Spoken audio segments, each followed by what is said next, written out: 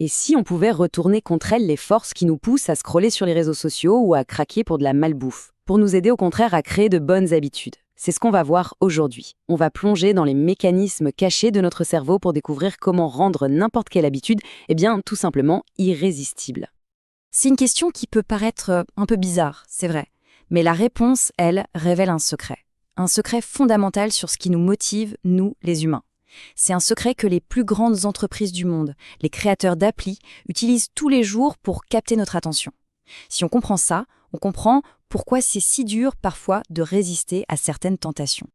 Alors, pour comprendre tout ça, il faut faire un petit bond dans le passé, direction les années 40. On va rencontrer un scientifique néerlandais, Nico Tinbergen. Il a fait des expériences assez fascinantes sur des goélands argentés. Ce qu'il a remarqué, c'est un truc tout simple. Les bébés goélands picorent instinctivement une petite tache rouge sur le bec de leur mère pour qu'elle leur donne à manger. Un réflexe, quoi. Et c'est là que ça devient intéressant. Tinbergen, il a fait un test. Il a présenté aux oisillons un faux bec, juste un bout de carton avec une tache rouge. Et hop, ils l'ont picoré. Ensuite, il a grossi la tache. Là, ils sont devenus encore plus insistants. Et pour finir, il a créé ce truc un peu grotesque. Un bec avec non pas une, mais 3 énormes taches rouges. Et là, les oisillons sont devenus complètement dingues. Ils ont préféré cette version fausse, exagérée, à leur propre mère. C'est fou, non? Ils étaient comme hypnotisés par une caricature de la réalité. Ce phénomène, ça a un nom. On appelle ça un stimulus supranormal. En gros, c'est une version amplifiée, exagérée de la réalité qui vient pirater les instincts d'un animal. Et, comme on va le voir, ça marche aussi très bien sur les humains. Le cerveau est câblé pour suivre des règles toutes bêtes, du genre « vois une tache rouge, picore ». Eh bien, le stimulus supranormal, il prend cette règle et il la pousse à l'extrême. Et attention, ce n'est pas juste une histoire de goéland. Prenez l'oie cendrée, par exemple. Son instinct, c'est de ramener dans son nid n'importe quel œuf qui aurait roulé en dehors. Tinbergen a découvert qu'une oie va essayer de faire rouler un ballon de volée dans son nid. Elle va complètement ignorer ses propres œufs juste parce que le ballon de volée est une version géante, exagérée d'un œuf. L'instinct, plus c'est gros mieux c'est, prend totalement le pas sur la logique. Ok, les oiseaux, les oies, c'est bien joli, mais quel est le rapport avec nous? Eh bien, il est énorme. Ce même principe, c'est la raison pour laquelle c'est si difficile de lâcher son téléphone ou de dire non à un hamburger bien gras. Nos cerveaux, qui ont évolué sur des milliers d'années, se retrouvent aujourd'hui dans un monde qui est littéralement rempli de ces stimuli supranormaux. Réfléchissons-y un instant. La malbouffe, qu'est-ce que c'est? C'est une version super concentrée de sel, de sucre, de gras. Tout ce que nos ancêtres cherchaient désespérément pour survivre. Les réseaux sociaux, c'est une avalanche de validation sociale, bien plus rapide et fréquente que dans la vraie vie. En fait, toutes ces versions amplifiées de la réalité viennent pirater nos désirs les plus profonds. Et ça rend ces comportements incroyablement difficiles à éviter. Alors, si les stimuli supranormaux sont l'appât, il faut bien un moteur pour nous pousser à mordre à l'hameçon. Et ce moteur, c'est une seule substance chimique, la dopamine. C'est le neurotransmetteur du désir. C'est le petit messager dans notre cerveau qui crie « Hé, fais attention, il y a un truc important qui se prépare ». Et là, il y a un point qui est absolument crucial à comprendre. Il faut faire la différence entre vouloir quelque chose et aimer quelque chose. Ce n'est pas pareil. Des expériences ont montré que si on bloque la dopamine chez des rats, ils continuent d'aimer le goût du sucre, mais ils ne le veulent plus. Ils perdent toute motivation pour aller le chercher. La dopamine, ce n'est pas vraiment le plaisir de la récompense. C'est le désir brûlant, l'anticipation qui nous met en mouvement. Et cette phrase résume tout parfaitement. C'est l'anticipation d'une récompense et non sa réalisation qui nous pousse à agir. Le vrai moteur, ce n'est pas d'obtenir le truc, c'est l'idée qu'on va l'obtenir. C'est la promesse qui déclenche tout.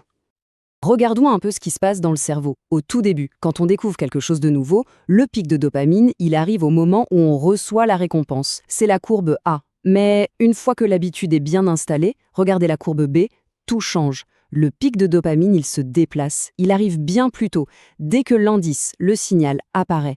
C'est ça, le désir à l'état pur. Le cerveau a appris à anticiper, et c'est cette anticipation qui nous fait bouger. Ok, bon, on a bien compris le problème. Nos cerveaux sont câblés pour courir après des récompenses exagérées. La grande question, c'est comment est-ce qu'on peut retourner ça à notre avantage? Comment peut-on faire pour que les bonnes habitudes, les habitudes productives, deviennent tout aussi attirantes?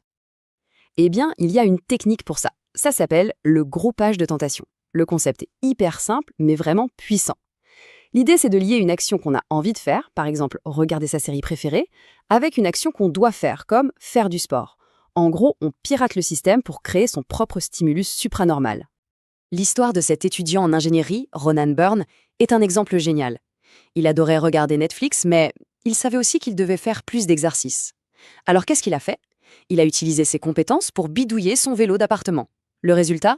Netflix ne fonctionnait que s'il pédalait. Brillant! Il a rendu l'habitude obligatoire de pédaler totalement irrésistible en l'alliant à son envie de binge-watcher ses séries. Et on peut tous appliquer ça avec une formule toute simple. D'abord, on dit « Après mon habitude actuelle, je ferai l'habitude que je dois faire. » Par exemple, après avoir sorti mon téléphone, je ferai 10 burpees. Et tout de suite après, deuxième étape, après l'habitude que je dois faire, je ferai l'habitude que je veux faire. Donc, après avoir fait mes 10 burpees, je pourrai aller sur Facebook. Le but, c'est qu'avec le temps, on se surprenne à avoir hâte de faire les burpees parce que le cerveau sait que c'est le signal qui débloque la récompense. Mais attention, pirater son propre système de dopamine, ce n'est qu'une partie de l'histoire. Il y a une autre force, tout aussi puissante, qui influence ce qu'on trouve attirant ou non. Ce sont les gens qui nous entourent, notre environnement social. Le besoin d'appartenir à un groupe, c'est l'une des motivations les plus fondamentales de l'être humain.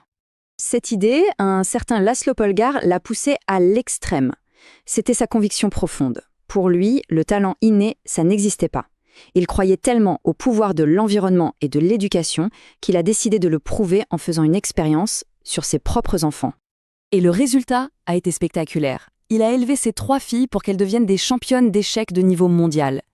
Les sœurs Polgar ont grandi dans une maison où les échecs, ce n'était pas juste un hobby, c'était la norme, le centre de tout. La culture de leur famille a rendu cette obsession pour les échecs non seulement normale, mais désirable.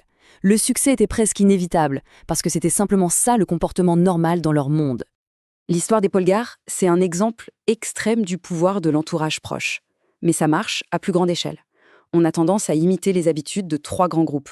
D'abord les proches, la famille, les amis. Ensuite, la masse, la culture dominante, parce qu'on veut s'intégrer. Et enfin, les puissants, les gens qu'on admire, qui ont du succès, parce qu'on aspire à leur ressembler. Bon, alors, avec tout ça en tête, comment on fait concrètement pour rendre les bonnes habitudes irrésistibles dans sa propre vie? On peut résumer la stratégie en 4 points. Premier point, il faut comprendre et accepter que notre cerveau est attiré par les récompenses exagérées, ces fameux stimuli supranormaux. Deuxième point, se souvenir que ce qui nous fait bouger, c'est l'anticipation, le désir, bien plus que la récompense elle-même. Troisièmement, utiliser le groupage de tentations, lier ce qu'on doit faire avec ce qu'on a envie de faire. Et enfin, sans doute le plus important, s'entourer de gens pour qui le comportement qu'on désire adopter est déjà la norme.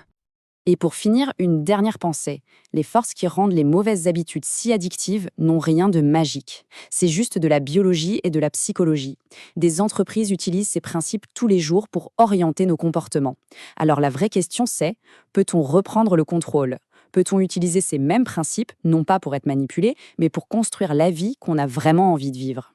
C'est tout le défi, mais c'est aussi toute la promesse derrière cette idée de rendre une habitude irrésistible.